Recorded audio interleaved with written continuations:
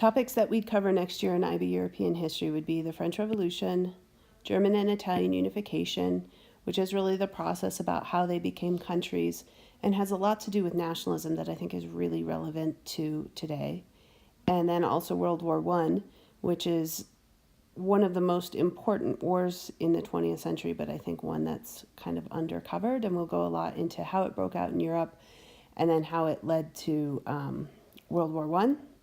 I really think in the 19th and 20th century, Europe is where it's at. So much that goes on impacts the rest of the world, so it's the reason that I really love it. Different kinds of assignments that we'll work on would be annotations from a big book of cool articles and primary sources that I have.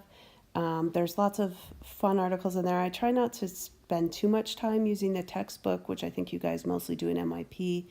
I just find it to be pretty dry, and I think that there's a lot more interesting articles out there. So a lot of my articles come from are chapters from books or from academic articles on topics like gender and private life and a lot of things that textbooks are never going to get into. And then we'll use those articles and information from all of these varieties of sources to work on a lot of essay writing skills, so that by the time you actually do write essays for the IB exam, you should know exactly what you need to do. There still are some notes from the textbook, but again, I try to kind of limit that. And then as a review project, I have you guys make review videos that I think are really fun, and they're fun to watch. And then I also do objective tests just to make sure that you guys know the basics of what's going on so that you can write those essays.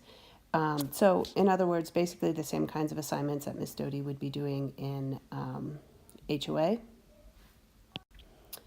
And of course, though, it would just be cooler because I assigned it instead of Miss Doty. Wink, wink. If you have any questions, you can come find me in 404 in my office by the Social Studies Resource Center, or email me at ckeller12@cherrycreekschools.org, or really Miss Doty and Miss Fitzgerald probably know the answers to a lot of the questions too. And just let me know if you have any other questions.